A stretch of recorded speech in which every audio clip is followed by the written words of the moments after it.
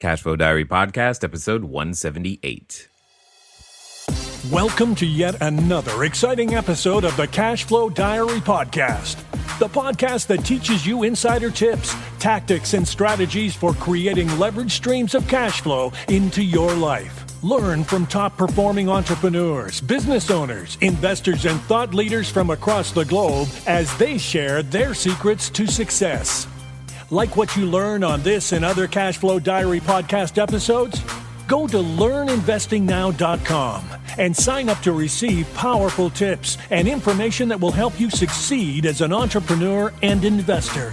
Now, here's your host, investor, entrepreneur, business owner, educator, speaker, author, and master facilitator of Robert Kiyosaki's cash flow game, Jay Massey. All right, ladies and gentlemen, welcome to another episode of the Cashflow Diary Podcast. I am your host, Jay Massey, and I'm glad that you are here today because, as you know, we from time to time have been able to wrangle some of the successful entrepreneurs who have made an appearance on one of our favorite shows, Shark Tank, and we've managed to do that again, which is kind of awesome. But most importantly, we're going to get to see something that is completely creative, done in a new fashion, and most importantly, you're going to learn something about some creative ways to make we were talking about $1 out of 15 cents. It is going to be fun as you continue to learn because today's guests have been able to do some things that, you and I maybe have only thought of. And more importantly, if you are out there right now behind a cubicle thinking, man, I wish I had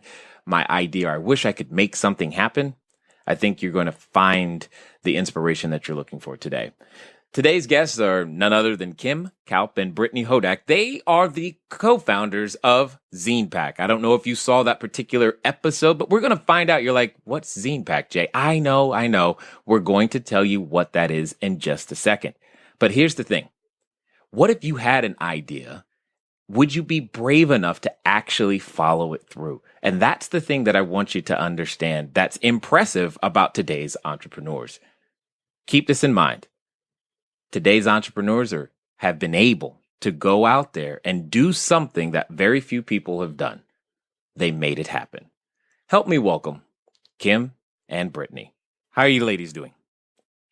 Hi, we're doing great. Thanks so much for having us.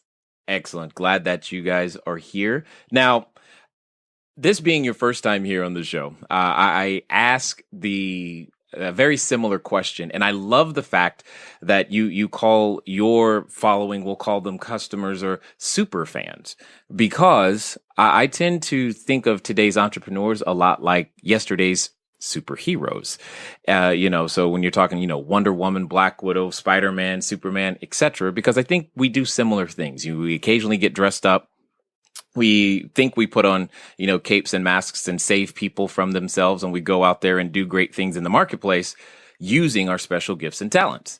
However, just like superheroes, we had a beginning. We started somewhere, and we have what we call that origin story. So what I would really love to know is that before you ladies were out there literally killing it in the business world, I would love to know, who is Brittany and who is Kim? Awesome. Well, hi, I am Brittany. And I'm Kim. And we met in 2010 while we were working for an advertising agency in New York City. Okay. And how did you end up getting into advertising, etc.? That's a great question. This is Kim. Brittany and I met in advertising, but that's definitely not where we started. I started in the publishing industry. I worked at Condé Nast for a couple of years, and Brittany started in the music industry, working at Sony Record for a number of years. So we both ended up in the ad space because we grew frustrated with the both publishing and music industries and thought the ad space would be a solution to our problems. However, it wasn't, but it was a solution in terms of meeting each other and starting ZinePak. Yeah, I like that. We always start with something that we think is going to work out, and then we find out later after we get something started. So tell us a little bit, because I'm guessing that there's at least one person wondering what a ZinePak is. Well, to that one person. Exactly, to that only one. A ZinePak is a package that's put together for a super fan. And that could be a super fan of a sports team, of a movie property, or of a musician. And what we do is partner with all of those entertainers and properties to help make really cool stuff for their fans. So we'll create a custom magazine or coffee table book or ticketing experience and make really neat collectible merchandise and package it all up together in one package called the ZinePak. Interesting. So let's take me for example. Let's say there's at least one fan listening today, and I wanted to give them what would I give them? What would they get with the cash flow diary on it? What would they receive, or what are the options? How does that work? Yeah, there's a lot of possibilities, Jay. I mean, it really would dive into, what the cash flow experience was all about and what that super fan really wanted to know. Maybe it would be background on you and where you started and how, what entrepreneurs inspire you and kind of the meaning behind the cash flow diaries. Or maybe it's something about experiencing the cash flow diaries by seeing past entrepreneurs and diving deeper into their stories and where they've been. We do all sorts of different creative concepts and ideas, whether it's for, Katy Perry or Taylor Swift, to Maroon 5 and KISS. And each of the packages is so very different depending on what those fans want to know and want to experience about their favorite artists. Interesting. Well, I know one question I better ask for sure before we get too much further, because we get this all the time and people ask me, but tell us a little bit about your journey on actually getting on to Shark Tank, what happened after, and some of the lessons that you've learned along the way. Great questions. This is Brittany. We were very fortunate in that appearing on Shark Tank for us kind of fell in our laps. We were on the Inc. 35 under 35 list in 2014. And of the 35 entrepreneurs that were selected for the list, we were the only self-funded company. And a producer for the show saw that, reached out to us, asked whether or not we were considering raising any funds and if we'd like to be on the show. So a couple of weeks after that, we were on our way to LA where we shot the show. We filmed in September of 2014. So it was several months between when we filmed and when the episode aired. We were very nervous, not only hoping that we would be one of the few chosen to air, but also hoping that the edit would be favorable because we filmed for close to an hour and the segment ended up being about 8 minutes long. So we felt like they did a really, really good job of cutting it down and showing a representative picture of what happened in that hour.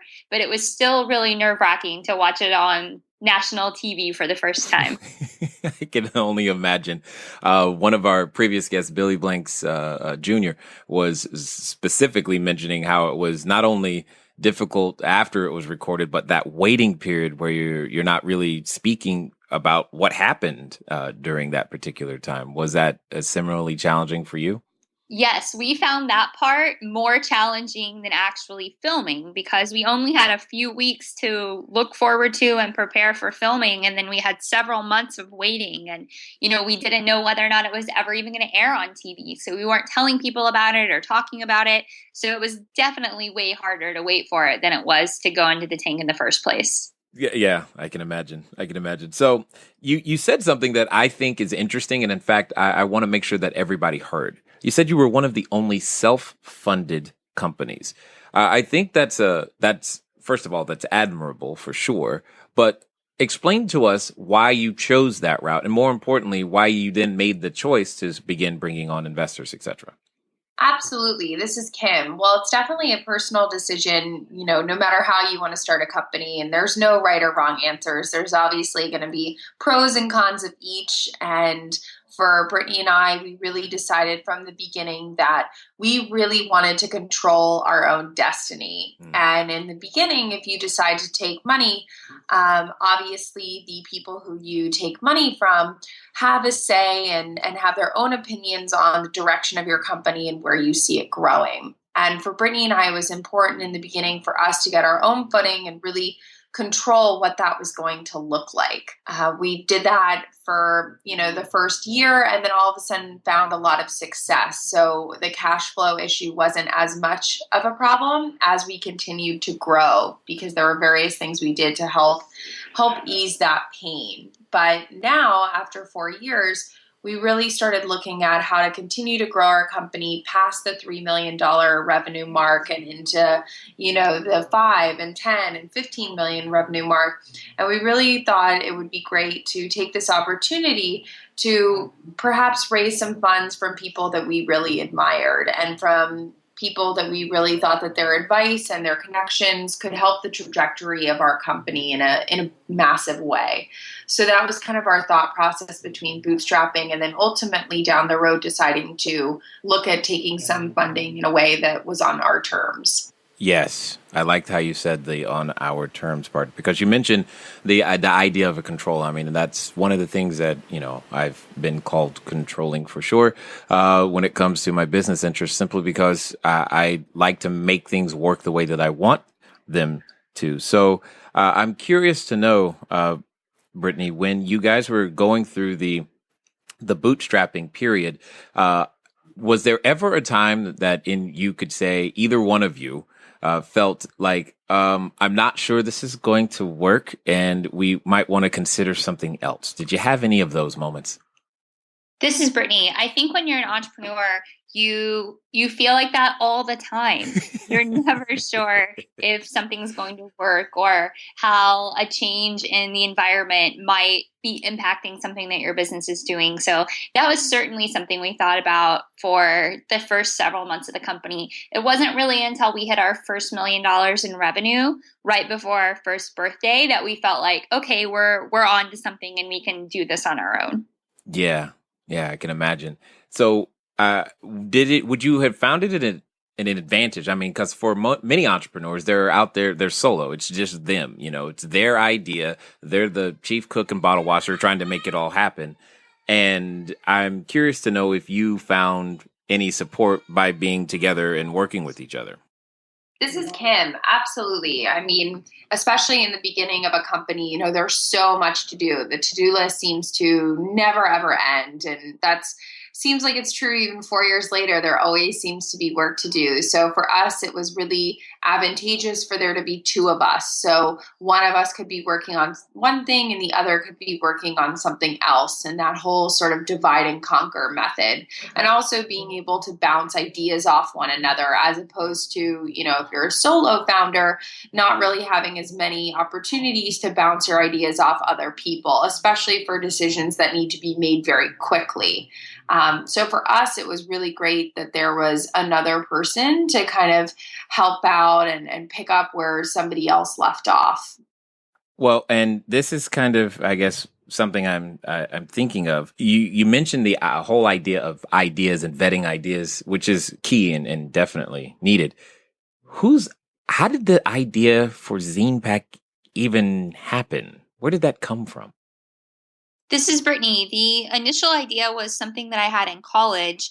I was a college rep for one of the big music distribution companies, and all of the conference calls that we would have every couple of weeks were talking about how consumers weren't buying physical music anymore.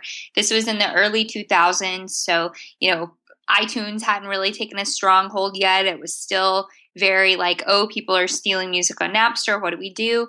And I thought the solution was pretty simple, to just make a product that was really cool that couldn't be downloaded. And if digital music was inferior to physical music, fans would want to go buy it in a physical configuration. So that was really the impetus for the product idea that became ZinePak. Interesting. Now, at that moment, you both mentioned now you were working at other companies. When you have to have that, what I call the superhero moment. It's the moment you say, you know what, I'm going to go out on my own. I'm going to go out there and put on my own cape and my own uniform and make something of this idea. Typically, though, an individual experiences a little bit of trepidation, challenge, some more emotions. And I'm curious about that superhero moment for each of you, because you each had to make that decision, and how you were able to get yourself in the right mindset to do it and keep pushing forward. Yeah, this is Kim. That's a great question, Jay. And I think it's also a question that continues. Every day you have to have that superhero moment. And every day you have to get out of bed and go, today I'm going to keep pushing and keep believing in my idea and keep trying to grow it even bigger than it was yesterday. So I like to say that the superhero idea, doesn't really end. It just continues in a new format. But that first initial idea, yeah, it's really scary, but I think for Brittany and I, we really realized that our hearts were not in advertising.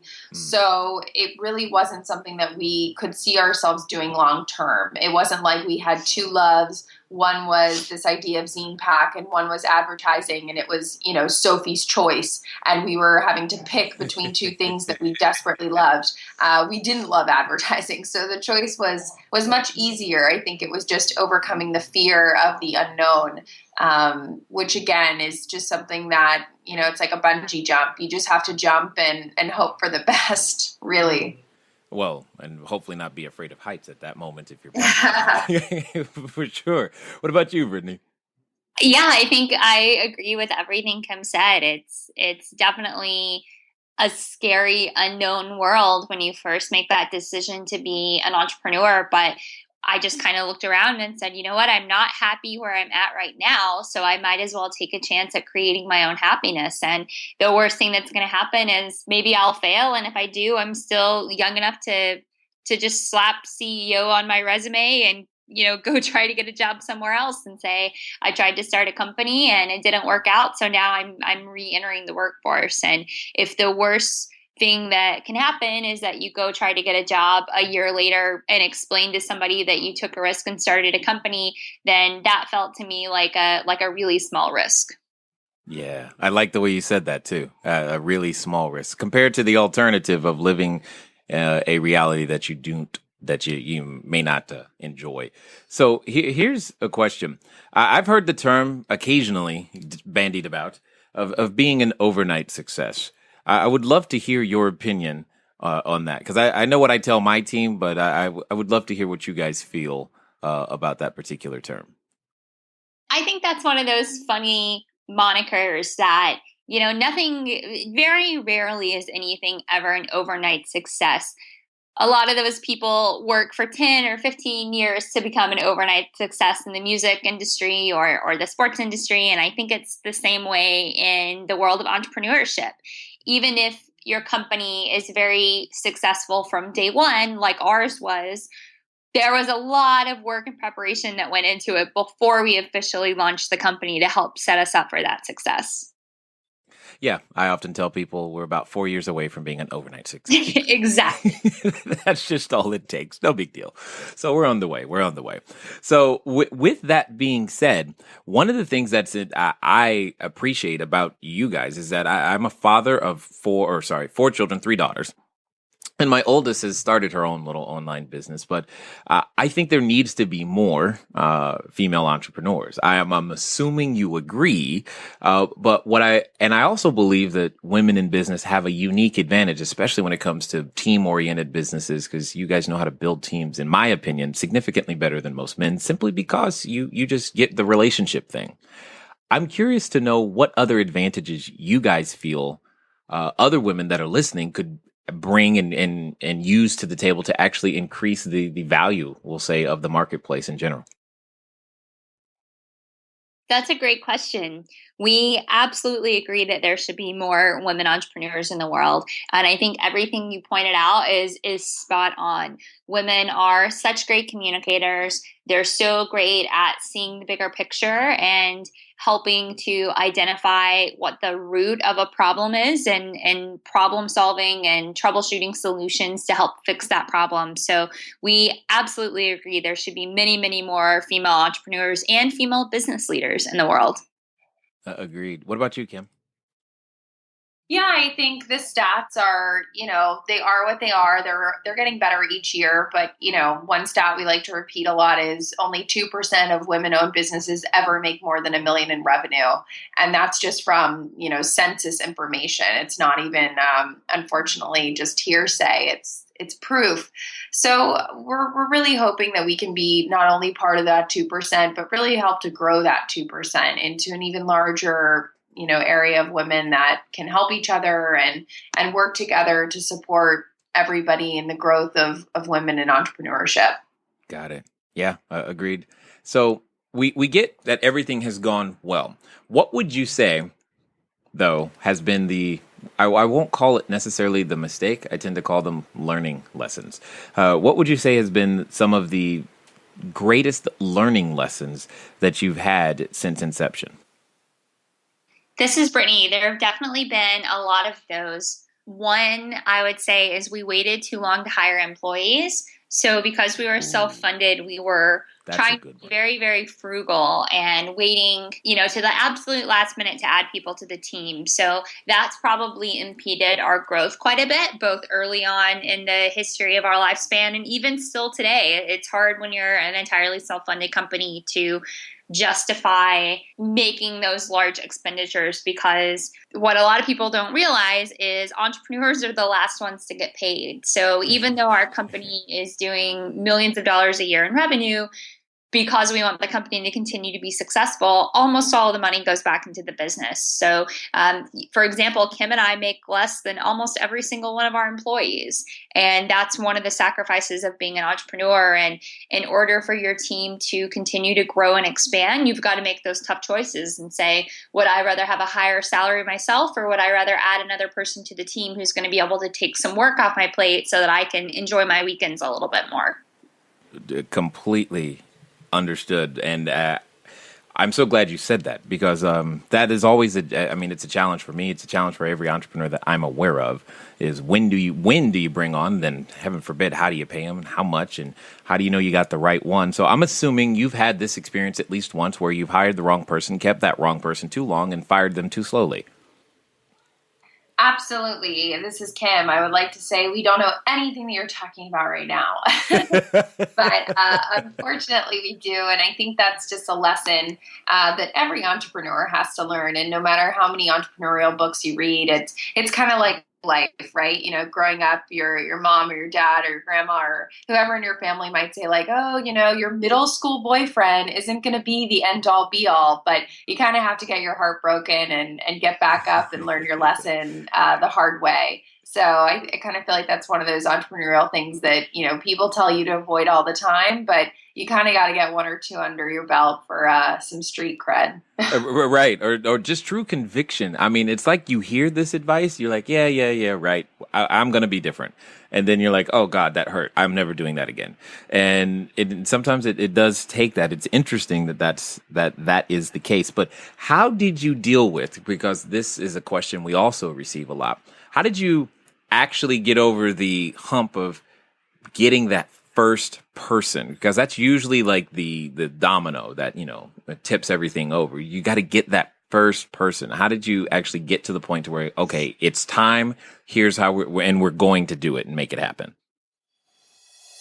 As you know, personal growth is the name of the game. Just because you start a business or an idea, it should grow. It should become something that's larger than you. And if it does become something that's larger than you, it will eventually involve somebody who is not related to you. Have you seen that commercial with GoDaddy where you've seen that one person who's talking about, I got my first person on my website who's not related to me, and they're all celebrating, going, yes.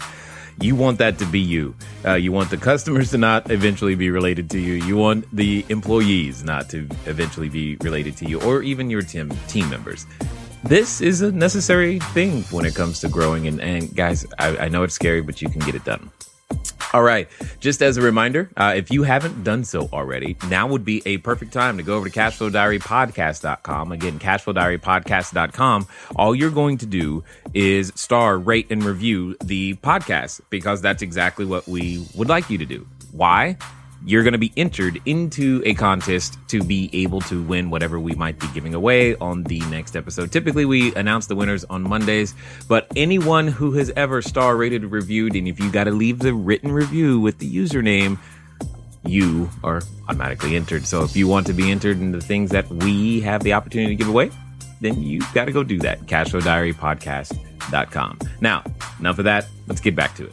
We were very lucky in that our first employee was somebody who was a friend of ours and who helped us start the company and worked for us as a freelancer for the first couple of years. So even though she wasn't officially an employee until a little bit after our second birthday, she had been working with us since several months before we founded the company. So that one was easy. And then for the next couple of employees, there were a few things that we did that were really helpful.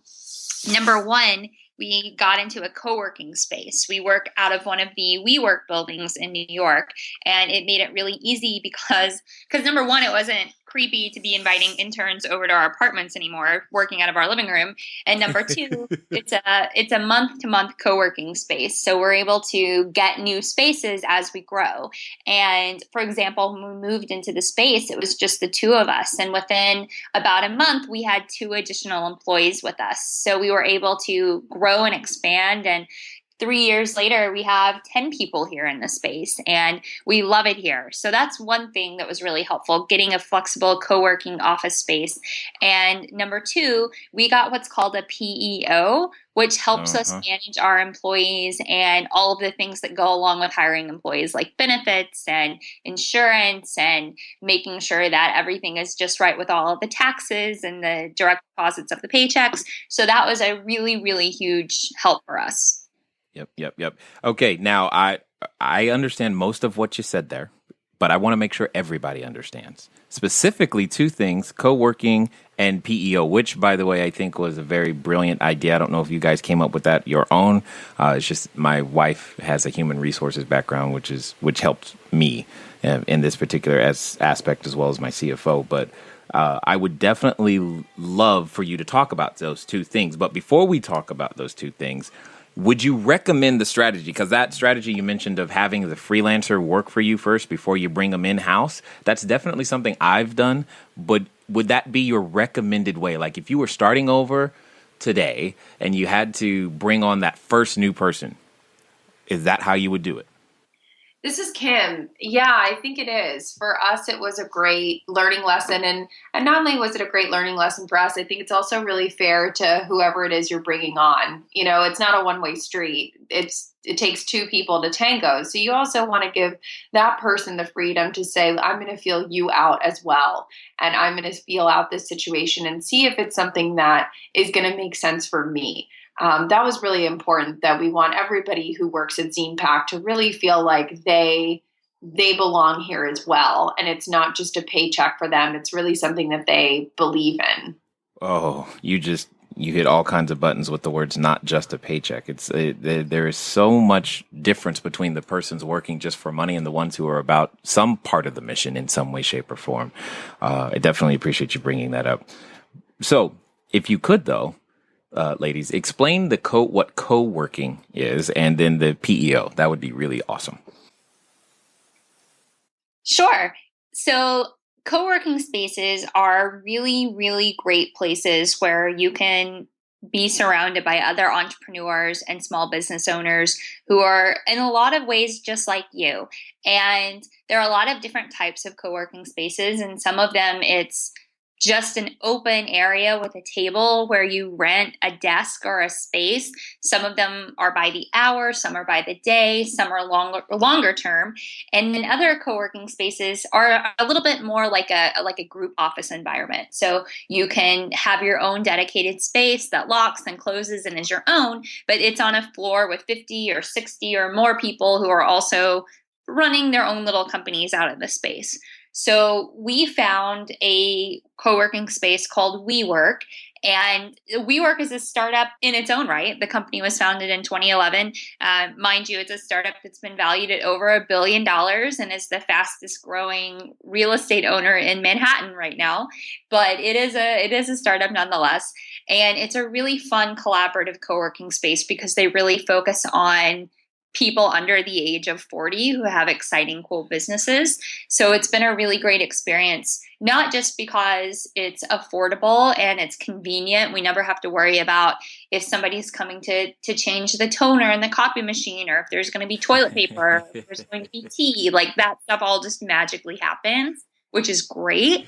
But WeWork also puts a really big premium on community building. So there are always really cool events going on. So we're always meeting new people. We're always going to do fun and exciting things. And for our employees, that's been a huge asset, because in a lot of ways, it's not as if they have 10 coworkers. It's as if they have hundreds of coworkers, and they're able to do really fun things like go to summer camps and karaoke parties and Halloween parties. And it's just a lot of fun.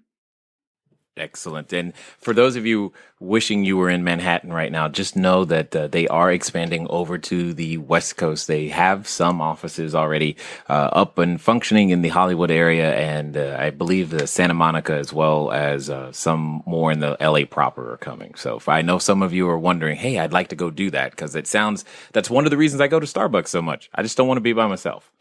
Yeah, and WeWork is actually all over the country. I think they're in about 15 cities now. So Chicago, Boston, Nashville, Atlanta, Dallas, Austin, they're all over the place and continuing to open new offices all the time. They're in a few foreign countries now as well. So the website is wework.com for anybody who wants to check it out.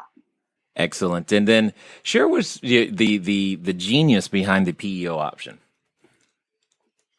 Yeah, the PEO option, this is Kim, was something that we really found to be a huge asset for us. Obviously, if you don't have an HR background, there's a ton of stuff that you have to keep in mind, from, healthcare for employees to workers' comp to COBRA. And not only is it something that is static that you need to know, it's often ever changing. There's always new laws being passed. There's always updates to statutes that are being passed. So it's something that you have to actively stay up on. And for us, a PEO made a lot of sense because it was a resource that we recognized that we needed. Brittany and I are big believers in finding people that are really good at what they do and letting them be really good at what they do. For us, it's not about, we'll learn how to use QuickBooks and be just as good as an accountant, because something that might take us 4 hours might take them 20 minutes. So it's like, no, let's let this person who's really good at accounting or really good at HR or really good at whatever it is they do, let's let them do their thing, because when they excel, we'll all excel. And for us, the PEO choice of TriNet was the perfect solution for us figuring out how to manage all of our new employees, how to bring them on with staying in code and obeying, obviously, all of the various human rights laws and workers' comp and all that sort of good stuff. Indeed. And you're bringing up so many other facets that it's like, but guys, I thought you had this, company over here, all these other things that go into just making ZinePak work, or any company work for that matter. And I'm curious to know, would you consider in like the role of, did you have someone that was maybe in a mentorship type of capacity in some way, shape, or form that guided you along this way, or was this really all trial and error? This is Brittany. A lot of it was trial and error, but we've had amazing people to help us all along the way. And one thing that we always tell aspiring entrepreneurs is never be afraid to ask for help. When you're asking for help, that's not saying, hey, I'm weak. That's saying, hey, I want to be even better. So never be afraid to ask people for help. Look for support groups and groups of like-minded people who are doing the same things you're doing. We are part of a community called the Young Entrepreneur Council, or YEC. It's an invite-only community of about 1,000 entrepreneurs under the age of 40, all with businesses that are doing more than $1 million in revenue. And we talk to people in that group all the time. It could be something as simple as, hey, did somebody know about our project management software? Or something as complicated as, how do I deal with this conflict between two of my employees? And it's just really nice to have a sounding board of literally hundreds of people who are going through a lot of the same things that you're going through, trying to grow their own businesses. So we always advise that people ask for help early, ask for help often, and look for people who are fighting some of the same challenges and make them their BFFs. Immediately, if not sooner. Yeah. That's for sure. So you've said this before, and I'm just curious. Are you telling me because I just turned 40, I am now eliminated? Unfortunately, I don't think you qualify for YEC anymore, but there are amazing, amazing groups for every level of entrepreneurs. When we were just getting started, we were part of something called Count Me In, which is for female business owners who are doing less than $1 million a year of revenue. And there are great things like EO and just countless organizations that are really great. A lot of them are focused on professions. So if you're starting an accounting practice or you're starting a practice where you're going to be doing advertising, it doesn't matter. There are groups of people who will help you be better at what you're doing, be more connected, and solve a whole lot of headaches for you. So it's really imperative to find them. A really great place to look for groups like that is on LinkedIn. If you just search some keywords, you can find people who share a lot of your same interest and sort of build a community that way as a starting point.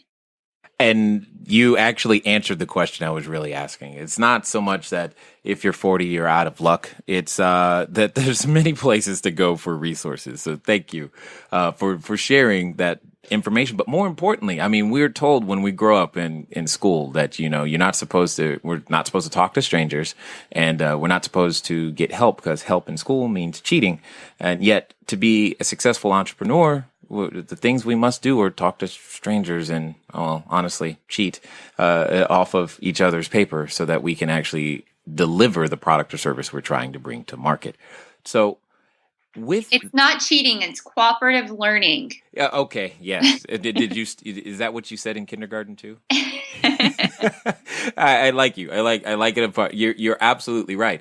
But here's the other thing that I would love to get your thoughts on, because during this journey, there have been more than one time where something you tried didn't work. And there's a unique thing that happens at that moment, that what I call failure event. At that moment, you've got to make a decision again to keep going, even past that failure.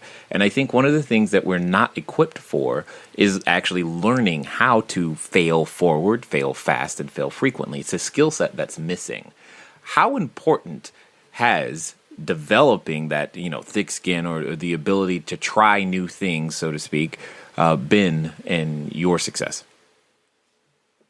This is Kim. It's been absolutely crucial. And I think we've also had, again, a lot of support with helping that. You go home some days and you're frustrated or you're scared or you're annoyed or all these other things. And whether it's been our significant others or our parents or family or friends, we've had so much support of just telling us, just keep going. We really tried to make it a village when we started ZinePak. We didn't want to be just these two people kind of like floating out in space. So it really helps for us to have kind of our village help us and remind us that to shake it off and keep going. If you remember the movie Finding Nemo, there was a character by the name of Dory, and she always would say to herself, just keep swimming, just keep swimming. And that's exactly that's exactly what I think of. It's like, yeah, and it worked for her, so maybe it'll work for me as well. So with all these things that you've got going on, what's like the next big thing for ZinePak? This is Brittany. There are a lot of next big things. We're really excited. This is a really fun time. We mentioned in the Shark Tank episode that we're going to be expanding into the worlds of sports and movies and video games. And we're working on all of those projects right now and are just really excited to be able to introduce some cool new superfan products for people in all of those verticals. Awesome. Excellent. So if someone wanted to find out a little bit more about you guys, where would be the best place for them to find out more about what you guys are doing, or or find out more about you? That's a great question. Brittany, this is Kim. Brittany and I are both on social media, so our Twitter accounts, as well as ZinePak's accounts and ZinePak's official site, where we also have a news blog where we put all sorts of new and cool things that are happening with ZinePak, whether it's press things that Brittany and I have been in, or new project announcements of the fun new entertainment properties and celebrities that we're working with. So this last question is definitely for both of you. Let's pretend for a second that there's someone listening who is standing outside the superhero store right now. They're wanting to pick out their outfit, but they're feeling a little, scared still. Little doubt still going, that nagging voice in the back of their head. Can I? Should I? Will I? Who's really going to buy my idea? All of that stuff is still going on, but they feel passionate about what it is that they want to do. What would you say to him or her right now? I would say tomorrow is going to be even scarier than today, and the decision tomorrow is going to be even harder to make than it is today. So don't waste any more time. Today is the day. Make it happen. Like it. Kim? Oh, so hard. I would say, everything Brittany said, to start as soon as possible, but also to let as many people know as possible. Let your friends know, let your family know, let your significant other know, and have them help you reach your goals. I think that kind of community accountability is really useful. Yeah.